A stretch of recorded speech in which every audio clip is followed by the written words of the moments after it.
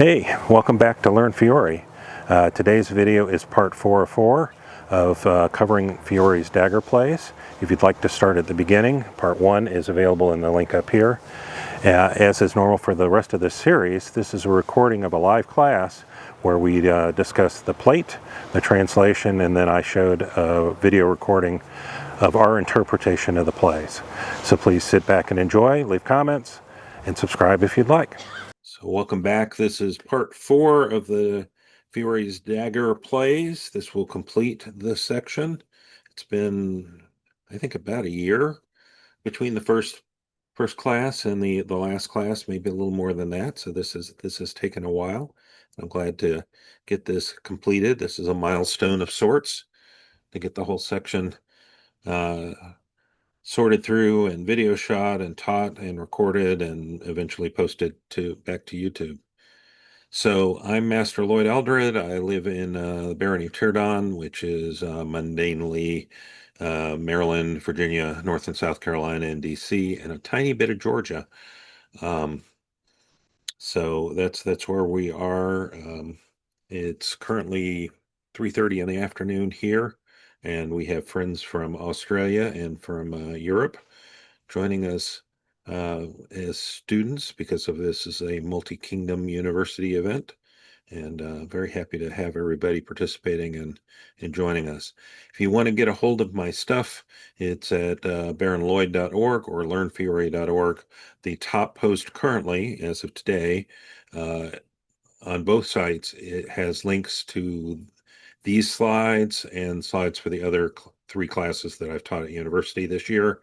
There's my email address. You can contact me, and there's my YouTube channel where this and a bunch of other Fiore stuff is posted, as well as a bunch of videos on using 21st century technology to share your SCA interests. That's another thing that I like to teach and study about. That QR code will take you to a link tree page with all of these links as well. So I've already said all of this, so I'll keep going. I will repeat this QR code at the end in case you decided that you want to pick up the slides after we've talked for a bit. So I'm going to repeat this for the sake of the video. There's a wide variety of dagger simulators out there. You can see I have 4 on this picture. I have 2 plastic, a metal one, and a wooden one. I actually fence in SCA fencing with the top metal one from Darkwood. The 2 middle ones are from Cold Steel, and they're pretty inexpensive and they work pretty well. And then recently I've gotten a Purple Heart wooden dagger, which I like a lot better. It's just nicer to hold. It's more period, and it shows up better on video when I'm recording these plays than the black plastic simulator does. Please wear eye protection while you are practicing these. Your fencing mask is great, but at least wear glasses or shop safety glasses or something to protect your eyes.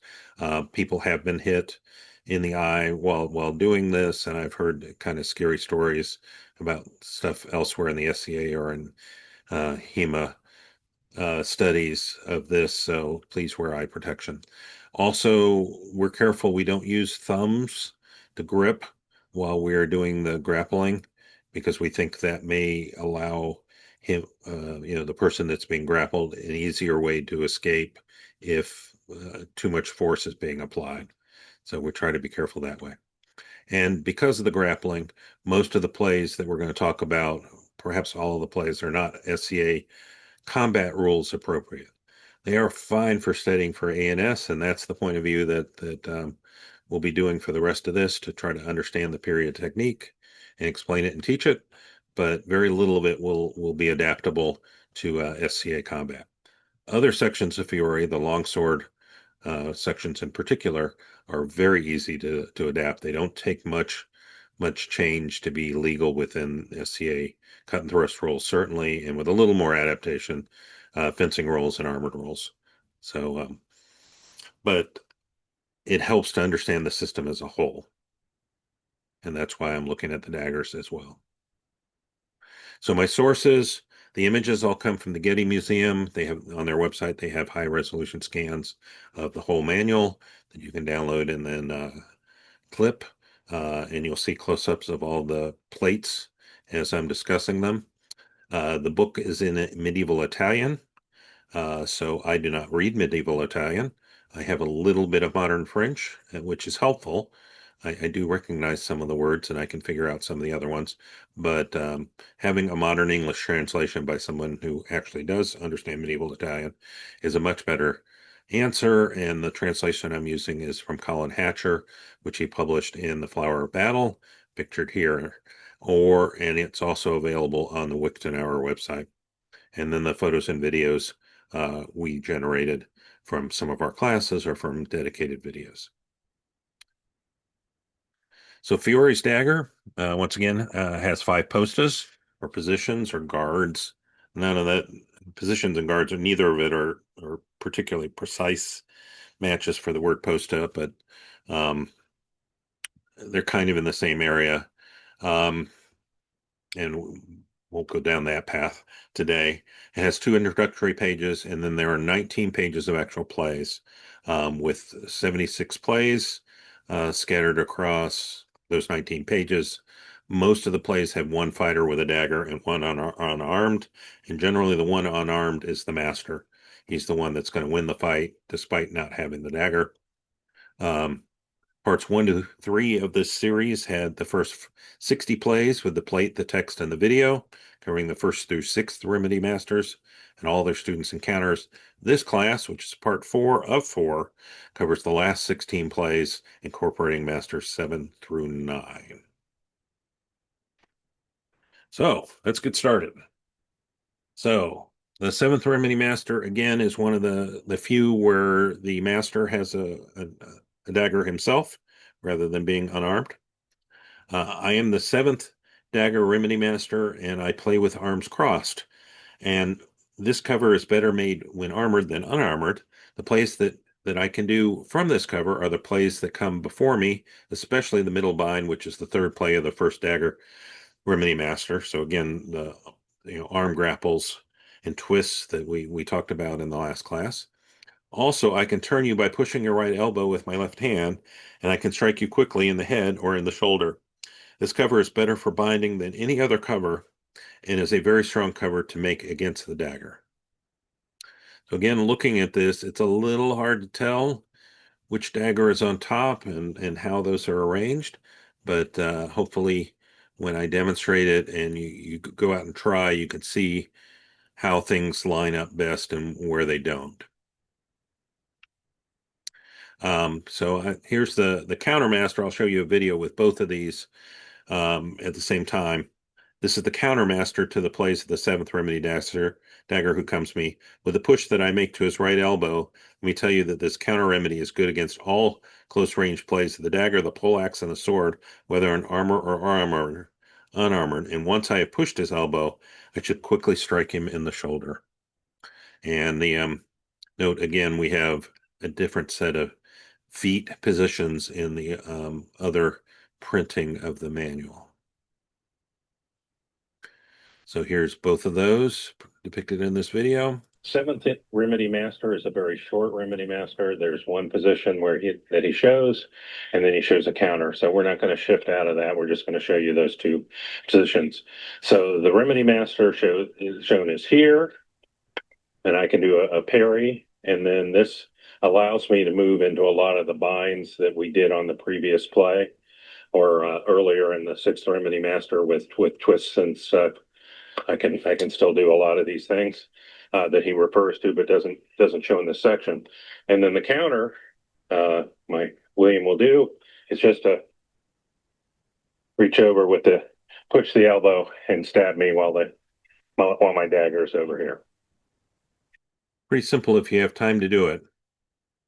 So we're moving on to the 8th Remedy Master already.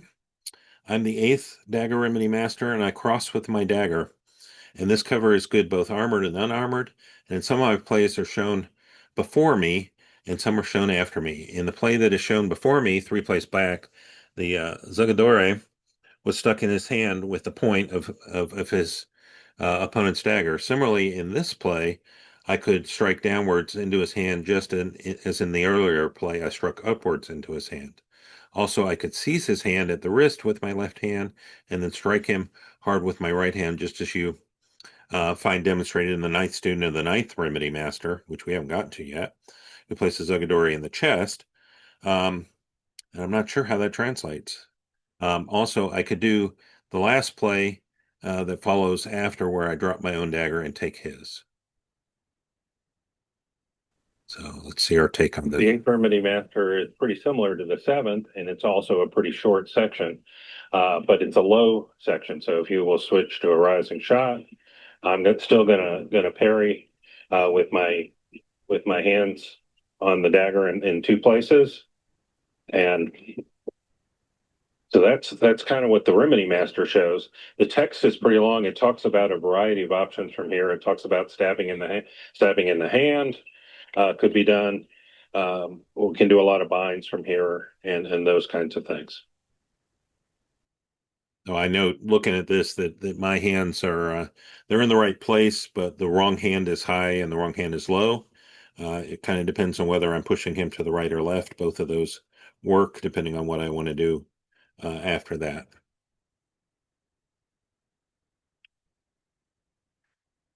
The countermaster to the eighth remedy master that preceded me and to all of his students, if I extend my left hand to his elbow, I can push it so strongly that I can strike him obliquely.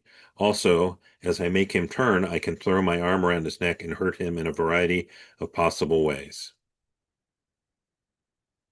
The counter to the eighth remedy master is again a wrist or an elbow push. So if I'm stabbing low, he does the counter here.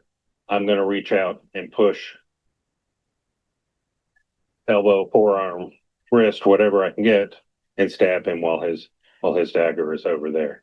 The sequence of pictures is a little confusing because they don't the master doesn't switch sides. He's still on the left as we portrayed, but um, still the person wearing the coronet is the person who's supposed to win the fight and is supposed to be doing the demonstration of the text that's described. So the first student here, the master or the student, because he doesn't have a cornet, he has the garter, um, and doesn't have as quite a cool a hat as we had in the previous set of plays. Um, doesn't have a dagger anymore. This is a guard that is a that is a strong cover in armor or unarmored. It is a good cover because from it you can put your opponent into the lower lock or strong key that was depicted earlier. Um, and then uh, I put in again the picture from earlier in the system that explains the strong key lock, and we discussed this last hour, where the whose arm is where is a little unclear on the thug or the victim. You can see the student's arms; those are pretty clear. One is getting ready to punch, and the other one is locking one of the arms of the opponent underneath. But and I take it that it's his right arm that's locked and his left arm is free, flailing around, but the proportions are a little bit odd and the positioning is a little bit odd, so it's not completely clear. Um, and then the second student in the counter, this cover that I make like this with arms crossed is good in armor or unarmored, and this play puts the Zugadori in a lower lock, which is also called the strong key, which the scholar preceded me told you about, and namely the sixth play of the third master. That's what we just looked about. Um, who defends his right hand against the reverse hand strike. And this play is made similarly to that play that immediately preceded me, but is begun in a slightly different way. And our counter remedy again is to elbow push. So here is the video of us doing both versions of this. The first and second student of the eighth remedy master are very similar. It's just a matter of whether you're coming from the left or the right and which arm is doing the parry. So if he comes at me from the left, I can sweep in this direction. If he comes at me from the right, I can parry with my right hand. Um, and it's a reverse strike. So he's trying to come come around into me. Yeah. So parry with the right. Both of these enable you to do the same binds we've been doing in the last couple of plays if you want, pretty easily. Once you have control and have made the parry, you can do a variety of things. So again, the counter that is shown is an elbow push. So, he comes in, I do some kind of a parry, and he pushes my elbow and succeeds there. So remember, your opponent has two hands. All right. Any questions? Go ahead. Interestingly, when you're seeing newer fighters, it's not just remembering your opponent has two hands, it's also getting people to remember they've got two hands. And so getting them to use their offhand if they're using single dagger, single sword, and to get them to parry with it safely. And that seems like quite a safe parry, providing you've either got some decent armor on, or you know, you're not hitting the back of the hand against anything. So this actually looks like one of the kinds of plays that you could use in SCA practice. Would you agree? Yeah, yeah, I think I don't know if so. you follow me. Yeah, they're not doing anything that's not SCA legal with the hand parries and pushes here. Probably you probably can't do the grapple. This probably Why not? pushing on somebody's wrist or elbow would be viewed as grappling. I wouldn't exactly call it grappling, but I think that I might be think you against the rules because you're in our at least my interpretation, and I think my successors as Atlantean Kingdom Rapier Marshal, and then it's been quite a while since I um, was that you don't want to affect the center of gravity of your opponent. So if you're putting them off balance at all, then that's too much grappling. But incidental contact does not mean accidental contact. You can have intentional, minimal body to body contact, and that's okay.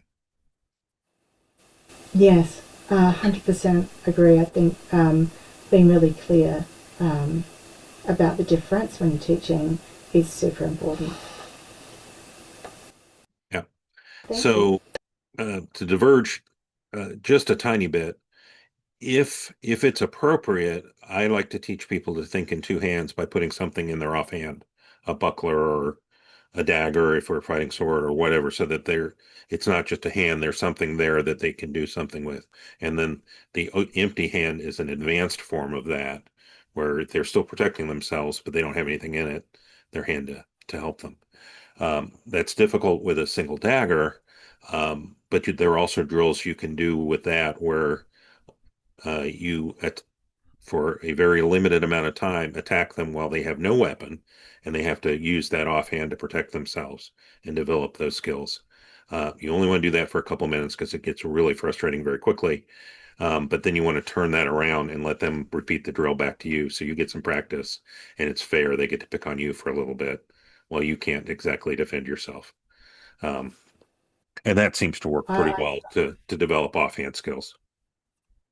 um, uh, I tend to do the opposite. I tend to start them parrying with their hand really early, so that they don't feel that they need an offhand in order to be successful. But it's interesting that you have a weaponless opponent approach to some of those drills, because that actually might help some of people who are we need to adapt teaching for. Yep, Thank you. sure. So why don't we continue? I think we have plenty of time because this is a slightly shorter set of plays. So feel free to keep talking. We'll keep having discussions. But let's move on to the next one. The first in All right, we already watched that video. So moving on to the ninth Remedy Master. I'm the ninth King and Dagger Remedy Master, and I no longer have a dagger. And this grip that I made from the low attack is similar to the grip made by the fourth King, only this one is made against the low attack instead of the high attack. My plays are not the same as his. Script is good whether in armor or unarmored, and from it you can make many strong plays as shown below. Whether in armor or unarmored, there's no doubt of their effectiveness. We're moving on to the ninth remedy master, who's the last master of the dagger section of the manual. And again, it's a rising shot that he's defending against. The master does not have a dagger for most of these plays, or for any of these plays probably. And the first action of the master is to use both hands to grab the wrist of the attacker. Okay. He comments that this works both in armor and out of armor. I hope your timing's good, because if you miss this, you're in trouble. With the particular daggers we were using, there really wasn't any excess of range between my arm length and the length of his dagger. So I really had to be careful with this. If I missed it, I was getting stabbed. So I'm a little less confident with this play than the master was in his text. First student of the ninth remedy master, I have followed on from the grip of the ninth master. Taking my right hand from the grip, I seize your dagger as shown and rotate it upwards close to your elbow. I will then thrust the point into your face for certain, or I will deal with you as the next student will demonstrate. The first student of the ninth remedy master starts from here, the initial position, and now I'm going to remove my right hand and I'm going to grab his dagger. I'm going to rotate it up toward his elbow and then stab him with it. All right. So moving on, I complete the play of the student who came before me, and from his grip, this is how he should finish the play. Other students will make different plays from this grip. Watch those who follow, and you will see their techniques. The second student just shows the end of the play that we just did. So again, he's stabbing low. I'm grabbing his wrist, grab the dagger, twist it out of his hands, step forward in and stab him. Not sure how effective it is grabbing the tip of the dagger and stabbing somebody like that, but that's where my hand ended up.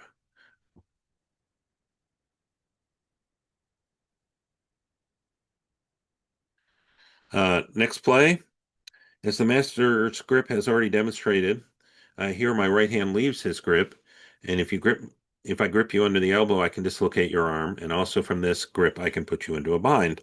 Again, the strong key that we've talked about a number of times. The third and fourth students are very similar to each other. So we'll start with the third student. He's dabbing. I've grabbed here. Now I'm going to let go with my right hand, and I'm going to put my hand under his elbow. And this allows me to dislocate or break or otherwise manipulate his arm quite a bit. Here's the fourth student. I've arrived at this position from the grip of my master, and I do not remain in this grip, but move to the lower bind, also called the strong key. And here's a different take on that strong key that we did much earlier in our Fiore studying career up at top. And that's not a bad version of it, but it's, again, doesn't end up with that arm wrapped around the back like is depicted in that plate. I can do this without difficulty, and I can easily take your dagger. And you can see that in the two versions of the manual, the feet are reversed on the student who is demonstrating. Fourth student starts the same. We're still going for the elbow, but this time I'm coming from the outside with my right hand to grab at the elbow. And now I can do a variety of twists and bends and dislocations that are similar, but a little bit different from the previous one.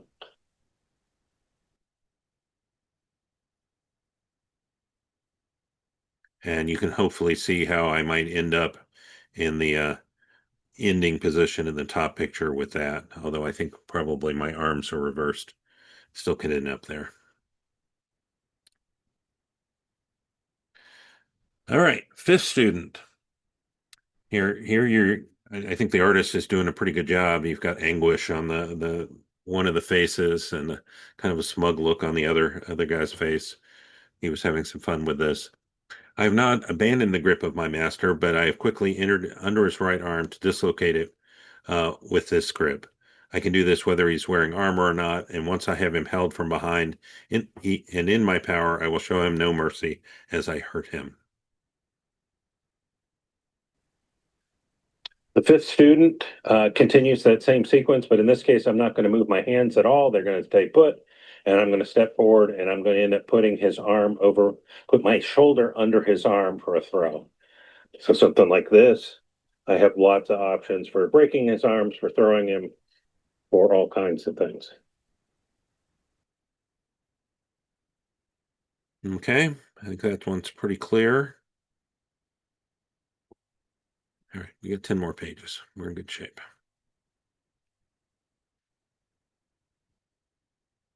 All right, sixth student. I did not abandon the grip of my master, and the Zugadari saw that he could not break my grip on his arm, and as he pressed downwards toward the ground with his dagger, I quickly reached through his legs from behind and grabbed his right hand with my left. And once I had a good grip on his hand, I passed behind him. And as you can see in that picture, he cannot dismount his own arm without falling. And I can also do the play that follows. If I let go of his dagger with my right hand and grab his foot, I can send him crashing to the ground, and I cannot fail to take his dagger. So this is mean. It is difficult to demonstrate safely. So we have a picture of my friend and I doing this some time ago when we were starting out, and I'll show you a video of us doing it, my son and I doing it now in a moment. The follow-up to this, the seventh student, is I finish by driving him in the ground by grabbing his foot. Sixth and seventh plays are very similar. We start at the same point.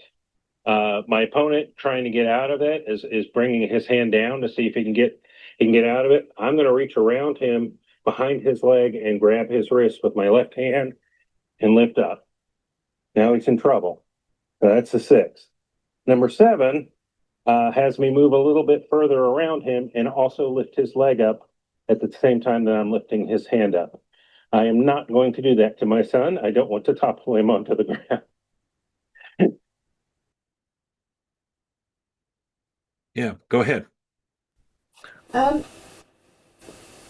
I don't know if he covers it elsewhere, but wouldn't at that point it be um, equally worthwhile to try, if it depends how deadly you want to be, obviously, to try and drive his own dagger into his groin or leg?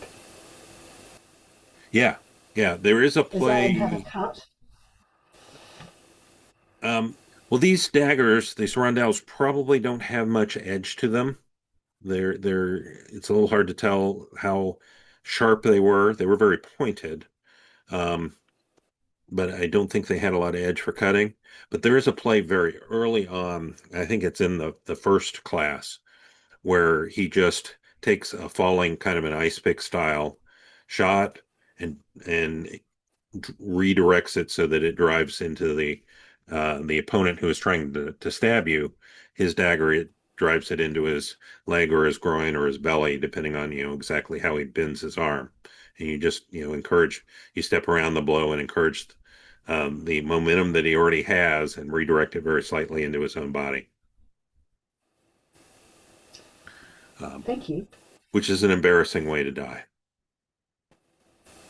I don't know if there's ever like a really embarrassing or not embarrassing. He's still dead, and your opponent's dead, and you're alive. That's the point. Yeah. But stabbing yourself is foolishness. Shouldn't be doing that. Um, Wow. all right, moving on to the eighth student. I made the cover of my master, the ninth remedy master, and then quickly I gripped him in this way with my left hand. And then I drew my dagger and thrust it into his chest. And if I do not have time to draw my dagger, I will make the play that follows me. This is the play where we practiced it and didn't actually record it, so I don't have a video of this. But hopefully it's pretty clear that we start with the same bind that we started with before. But once we have it, I reach under my belt, grab the dagger that's waiting there, and I stab him with it while his dagger is incapacitated because I have his arm grabbed.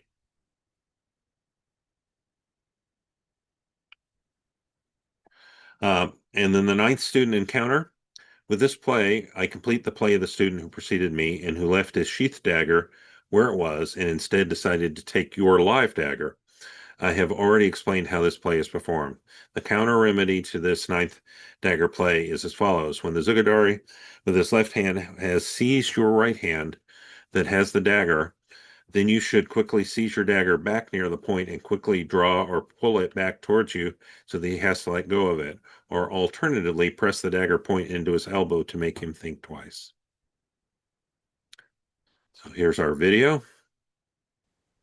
The ninth student, again, is a steal your opponent's dagger play. So I'm going to grab his dagger and I'm going to do something to make him let go so that I can stab him. And then there's a counter to this. As I'm grabbing his dagger, he grabs his dagger near the point, and now he tries to either withdraw it so that he can regain ownership of it, or press it into me and stab my elbow or stab me because he has perhaps better leverage, depending on exactly where we ended up. So that finishes the plays of the dagger. There is a very short section afterwards with words that we won't talk about today that is sword versus dagger and dagger versus sword that has some fun plays in it. So if you wanted to keep looking at dagger plays, that's the next thing in the manual. But very quickly, here's the bibliography. These are copies of the manual itself in various different forms, some with translations, some with not. The two bottoms have transcriptions and translations, so they're even better, but they are a little pricey. Sorry, Um, where the sorry. Go ahead. Where the dagger has been grasped in one of those previous plays. I couldn't unmute fast enough to say it at the time. I'm sorry. How sharp would it have been close to the point? Because if he's grabbing close to the point, is he risking cutting himself? Um, I'm unclear on how sharp these weapons Uh-huh. were.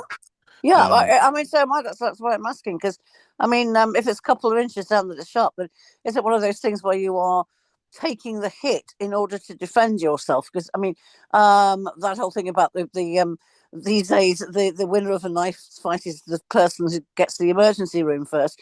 Then those days, presumably, it was the person who came out the least cut. right. Because I think there's some of that, and hopefully you can grab the blade where it's less sharp. Yeah. if you've got gloves, okay. Right. If you're Or you have barehanded, gloves. not so much. Yeah. So in some cases, this could have been you could have used viewed these as the mercy daggers that they used to dispatch people on the battlefield. Yeah. Hmm. That probably weren't sharp at all. They were pointed, and you would drive them through a joint in the armor. Hmm. Um, but I haven't done much research into that, so I can't be authoritative on.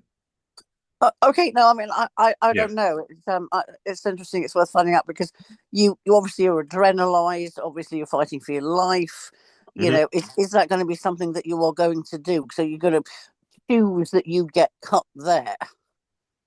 Yeah. Choose how much damage you take. It's a lovely film trope. I think it was Rob Roy, when they do coffin stance in films. I mean, where the guy's on his knees and the person's about to. Somebody always gloats with the sword behind their head. They're going to bring it down, and that's the one I recall. I can't remember what year that film was, but it's the villain, of course, is gloating and is going to bring the sword down on him. And as his sword comes down to kill him, he just grasps it, but he grasps it pretty much all debile, and he controls it, jumps up, and stabs the villain with a dagger that he has concealed at the back of his clothing, which the villain has not managed to get his goons to disarm him of. And it Right. just made me think of that. So he's taken the pain. You can see that the expression on the actor's face that he's holding this razor sharp sword, but long enough to pull himself up to the ground, pull the dagger, and kill the villain. So, yeah. One of Yeah. those. So, Fiore actually did this. He had a lot of public duels. He went and trained around the world. He clearly studied with some Germans, learned some Lichtenauer style technique, Oh, and then came back to Italy oh, and, sorry. from his point of view, fixed it. He Mm. went, those Germans have some good ideas, but they're not right. I'm gonna do it better. Um, and then his persona in the book, in the manual, is very, reasonably close to a modern um, um, wrestler. You know, you know, not a professional wrestler, where he's portraying somebody that's larger than life, that has this big ego, and says, I can, if I want a dagger, I'll take yours, kind of thing. Um, it's a little unclear to me, how much of that is an act and how much of that is his real persona. Um, but that's reasonably consistent in the manual, that he has that kind. He's betraying himself with that kind of ego. It's And, Italians. I mean, they right. disrespect for Italians of the period. But I mean, early on when I did my necromancy class, I mean, the huge braggarts, the huge ego, Benvenuto Cellini, and he's having sword fights with 15 people in somebody's house, and he's obviously grabbing whatever and defeating them. Probably made the whole thing up. But that sort of braggadocio, it's desperately Italian. Hmm. It's really Italian, and it kind of fits the period. I think that he is that kind of persona. Um, Probably it's, unless really good at what you're doing, it's not a good place to start from, because bravado Well, gets you killed. But Yeah, you're going to probably get that's people that are it. going to call you on it and Yeah, test you. if you do it, yeah, of course they are. And That's, and if you but it's don't also really, it's hard to back it up. Go ahead. it's also a little bit, particularly in texts. A lot of these treaties are the resume to patrons. Right. So inflating or showing that you have confidence in your abilities, no doubt is par for the course. I mean, I've just recently finished a transcription and translation of Lucino, and he is an Agrippa fan, and he talks about how these four forms of Agrippa are perfect, but my three forms are even more perfect. The language itself and the way they talk about fencing and how good they are is, if they don't have confidence in their skills, certainly their patrons aren't going to. So I can kind of understand it. yeah, and I suppose, yeah. I'm a badass, so therefore my patron must be a badass. It's the fencing equivalent of yo mama, isn't it? You Yeah. just Yeah, go, yeah. totally. Or to a mama. Right. So, I mean, this manual was not mass published. It's pre-printing press. The four copies that survive were funded by some rich patron, a prince, that wanted this training and wanted to have a reference to refer to. So, he paid Fiore to produce this, and you know, he was paid at least four times to produce copies of the manual. So, he lived long enough to develop the technique, and it was um, felt that it was valuable enough that multiple patrons paid him, and it survived to modern day, which may or may not have anything to do with its validity, but probably did. That it I'd was, rate it over Agrippa. I mean, the guy yeah, who gets himself killed in Romeo and Juliet, who gets killed under Romeo's arm, is presumably been an Agrippa first guard. I remember demonstrating this to somebody at a performance in the interval at a performance of Shakespeare. Some people are knotting up fence. How does that guy get killed? This is how that guy gets killed. I can tell you, he's in this guard. Yeah, I'm pretty certain he will have been in this particular guard. Whereas Fury, this looks like, I think I'd rate this as if you know that and are properly trained in this, you are likely to survive the streets of Florence on a Saturday night or whatever. You're in the streets of Florence. Yeah, I think I'd take this over Agrippa, but it's absolutely partly to my knight who absolutely loves Agrippa. Honestly, Savitas, I didn't say that. Okay. yeah, I'll edit that out of the recording. That's okay. Thank you. All right. So let me finish this for the purpose of the recording, and then I'll turn it off, and we can talk a little bit more if you would like. So these were the um, transcriptions and facsimiles of the manual. The books on this page are really excellent interpretations, where the authors have done something kind of similar to this class in that they've taken the text and taken pictures of themselves or illustrations and demonstrated how they think the plays work. And they are all very good. I own all of these. We particularly use Bob Charet's manual quite a bit when we were getting started, and Guy Windsor's manuals and books. And there, I think there's a couple more since I put this slide together, are also excellent and show things in a little more detail. Here again are the links to the webpage and the YouTube channel and the QR code. And then finally, again, my pitch, if you're here in the States, to come to our Kingdom Arts and Sciences. Unfortunately, I don't think it translates well for a web savings, but I will post pictures of all the displays, still pictures, and of court and stuff on my Facebook page shortly after the event. So if you want to friend me on Facebook, you can see all of the exciting stuff going on there. I hope that worked for you and you enjoyed it and learned something. Please join us if you can. If you can come to a live class, that would be great. I'll be teaching at Atlantean universities and at Pensick again this summer. And I hope to see you when you can. Bye.